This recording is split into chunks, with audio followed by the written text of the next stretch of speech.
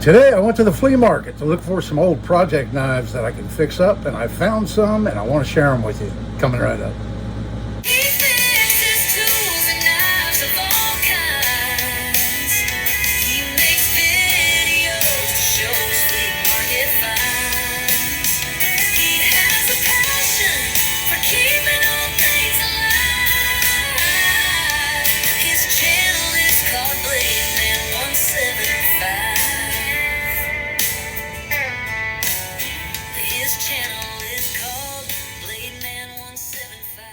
Hello everybody, and thanks for coming back for another video. This is Dave and I'm glad you're with me.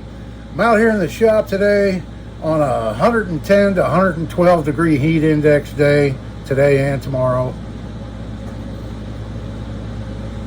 Not too much of a chance of rain, which I always look forward to because it kind of cools it off a little bit. But it's going to be a scorcher. So what better to do on a scorcher of a day like that than to spend it out here in the shop and work on knives. So, like I said in the intro, I went to a flea market today and I found some pretty cool stuff. I'll start off with these right here. I got 2 bagfuls for $5 each. And he had, I think, like 6 or 8 bagfuls for $5 each. And I went through all the bags, they were sealed up, you know, and I went through and looked, and I saw one knife. I'll show you that one last out of this batch. But I would have paid $10 just for that one knife that was in these bags. I found some pretty cool stuff. I figured most everything was made in China, which it was, except for that one knife.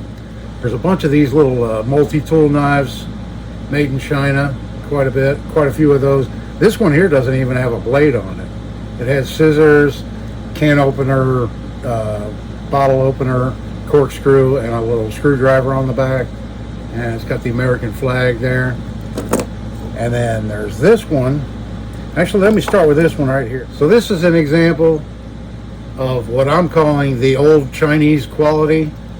I mean, this thing here, it's basically worthless. I mean, this is the fish scaler. It's super thin. And it has, here's the main blade, which doesn't look too bad actually. It's fairly thin. But right next to the main blade, you can't even get this one open. It has a nail nick on it, I believe, but let me get this, get these scissors out. So there's the cheap scissors. And this one has a nail nick, but you can't get to it. But look at that, that's the saw blade. I'd call it more of a fish scaler, really. I mean, it's not at all sharp. It's like a comb. And it's supposed to be the saw blade. And then, I mean, look at this bottle opener. Look how thin it is. I mean, I feel like I could bend it by hand. That's the old Chinese quality that started it all off. And now let's take you on to a newer one here. I believe this is a newer one. And I'll show you this one too, because now I can get to the nail nicks on everything, unlike this other one. I can open them up, and look at this saw blade. Considerably thicker, and it's like super sharp compared to that. And I know this isn't the fish scaler because it actually has a fish scaler too, right here. So you know it's not supposed to be the fish scaler because there's a fish scaler right next to it. But anyway, that's I won't waste any more time on that. I wouldn't even keep that in my truck. One like this though, you know, I mean,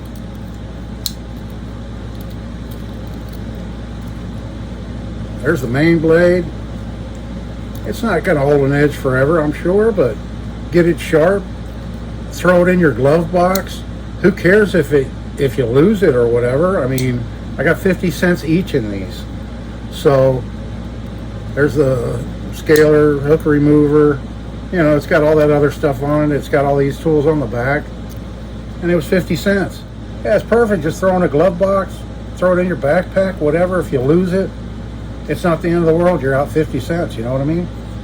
So I'll keep that one. Here's another one, very similar in quality and everything. It just needs to be cleaned up a little bit. It's stainless steel. It has pretty much the same stuff. It has the saw right here.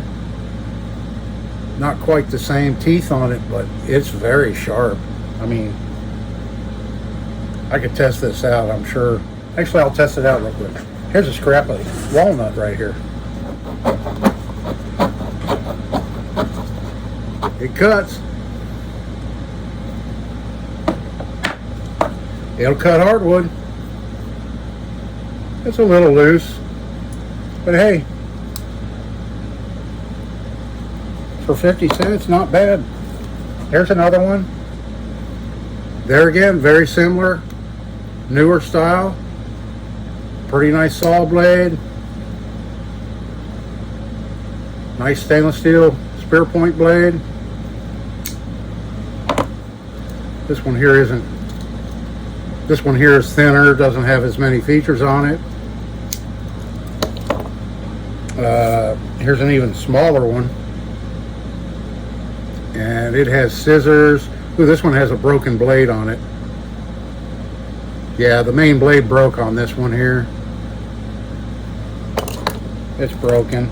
Here's another little one. I think I have like 2 or 3 or 4 of these.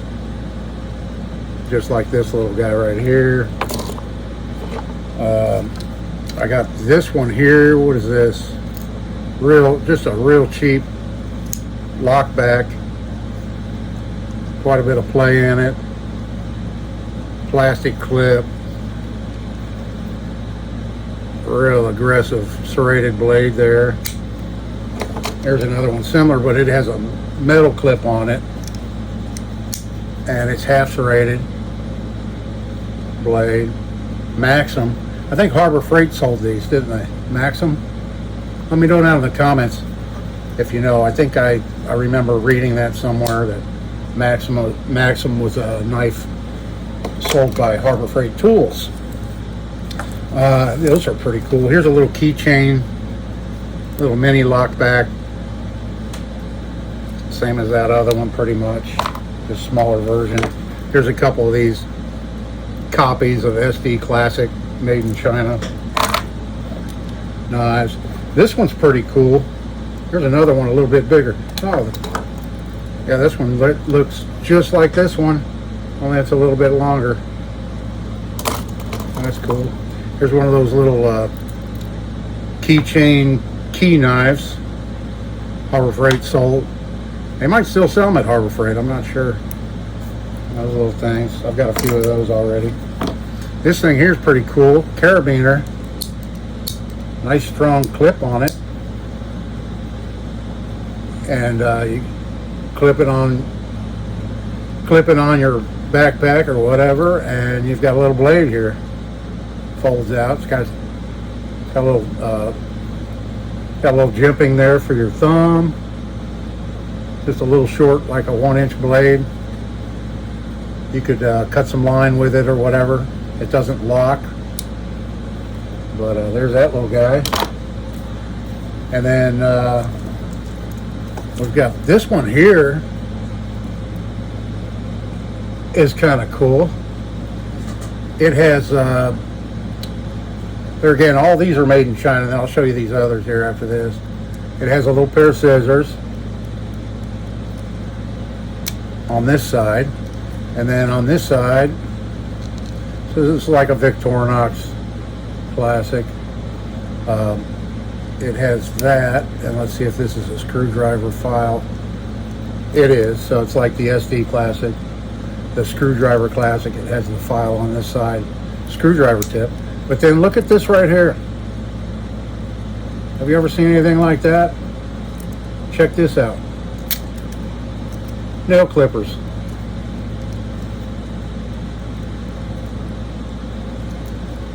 And because of the spring and the design of it, it just snaps shut, kind of flush. I mean, it's fairly thick, but it's got a key ring. I thought that was pretty cool. Then here's another one that's pretty cool. It's another keychain knife. It has a blade on it right here. Get that in camera so you can see it. Needs to be cleaned up a little bit. And then it has a Phillips head screwdriver here. And then on this side it has a standard screwdriver, and then the other tool it has right here, like a cap lifter and a fine screwdriver.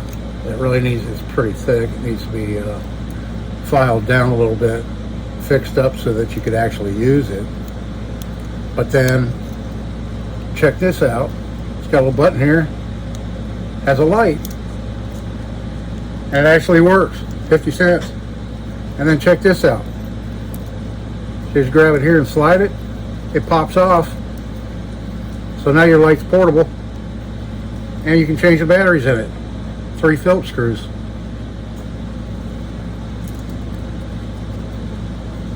And it just snaps right onto here. Has a little stud right here, fits into that little slot.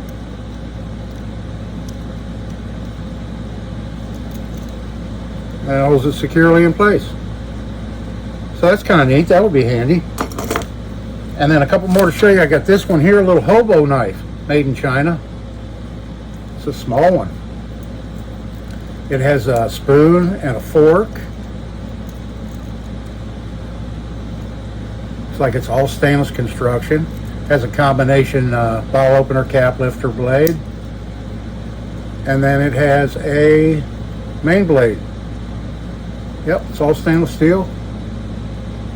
Doesn't look like it was ever used. Just needs a very minor cleanup, but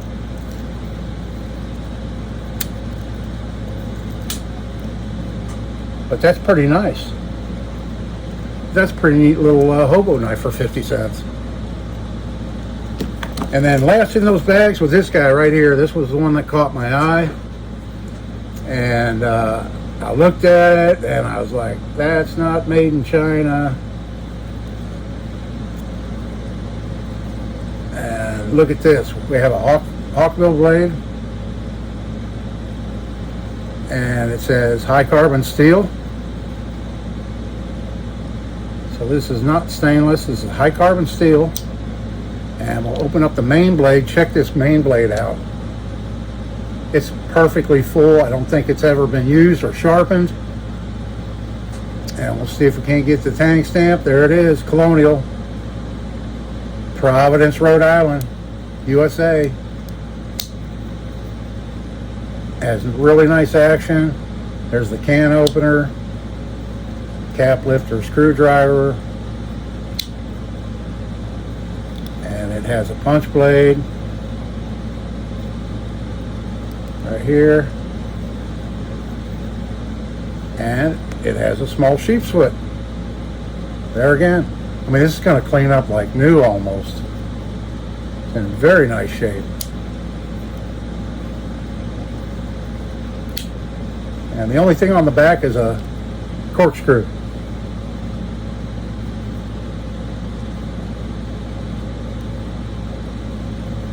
Old Colonial multi-tool knife with a bail. And it still has the bail. And it's not been abused. Pretty nice. Real happy with that. Real happy with that find. All right. And then grab these others here. Show you. We'll start with this one I grabbed. This one's made in China, but I really liked it. So on this side it's marked Bass Pro Shops, right here, and then China on this side. It has 3 bolts holding the pocket clip on. I like that. Not really happy with the color, but the liner lock is really nice. It protrudes up, you can see. Real easy to get to. Works perfectly. It's not missing any of the hardware. I just don't like the color. So this will be a perfect project. Take apart and I'll come up with some kind of a redo on the handles on this of some kind. So that'll be a fun project in the future to fix this one up a little bit, make it look a little bit better. So we got that one.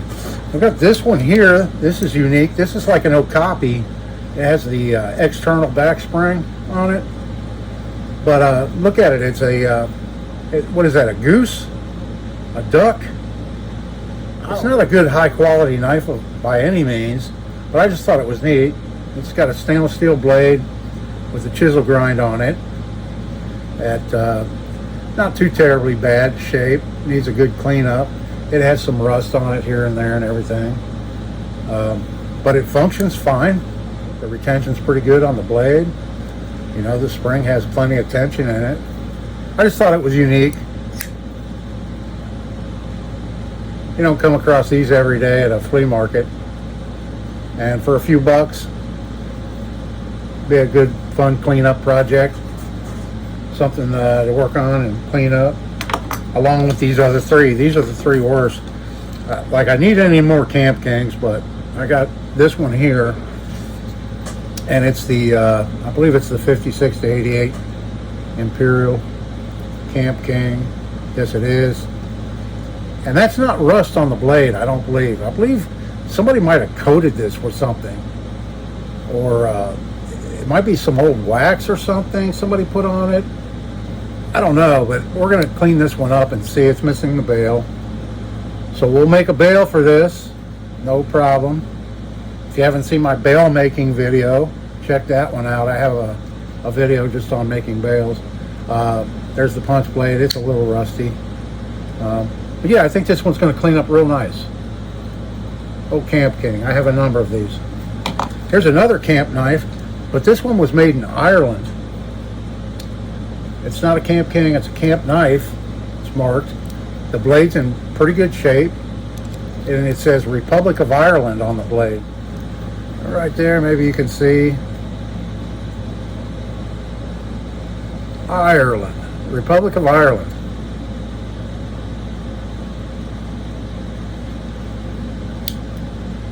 And this one just has 3 blades.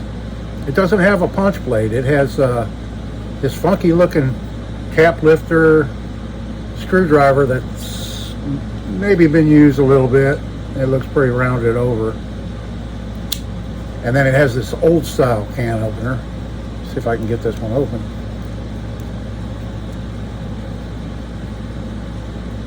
And then it has this old style can opener right here. It looks like this was plated, and it has the clamshell scales on it and everything.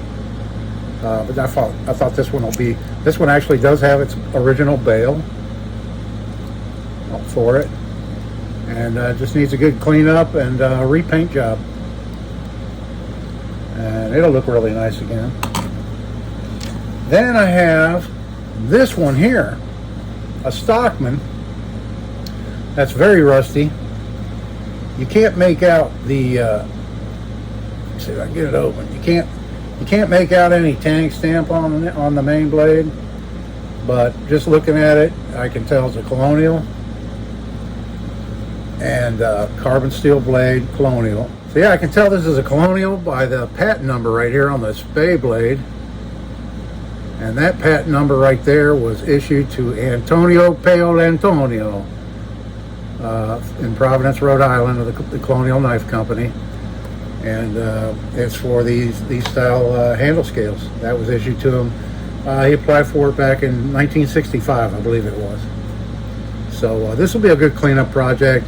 It's got some rust on it, but hopefully the pitting won't be too deep. We'll see. We'll see when we get started on it. But yeah, no action. The blades, fortunately, the blades haven't been over sharpened, but they are pretty rusty. I'm going to use my trusty openers on this one here because I can't even get that one open. So the sheep's foot blade I can't even get open, so I'm going to use my trusty homemade pliers right here for this one. That little tiny tab of metal is a lot stronger than any thumbnail you'll ever have. Let me tell you that right now. I made these out of an old pair of wire strippers. I had a whole bunch of wire strippers, so I just filed them out for that, for opening these real stiff old rusty knives. Yeah, this one here too, quite a bit of rust on the blade to clean up, but that'll be a fun project. And last but not least, I bought this guy right here. It's a brand new Zippo from 2016 U.S. Navy. I'm a Navy veteran, so I don't have a lighter like this, and I thought that's pretty cool. I found it, and so I picked that one up. So that's a quick look, folks, at today's flea market knife finds. Hope you found it entertaining. Do you have a favorite? Let me know down in the comments. So if it's hot where you live, I hope y'all are staying cool and hydrated. Make sure you stay hydrated. That's something you really need to be concerned about, is keeping hydrated, especially when it's hot like this. So I'll let you go now. I'm going to get to work on those knives from the last batch from that big road trip. I think I still have 5 of those pocket knives left, and I'm going to get to work on those. But I just wanted to show you these real quick because I just got them and pretty excited about what I found. And leave me a comment down there. Let me know. I think you know by now. I love hearing from you. And hit that like button. That really helps me out. I appreciate that too. Hope everybody's having a great day. This is Dave. See you in the next one.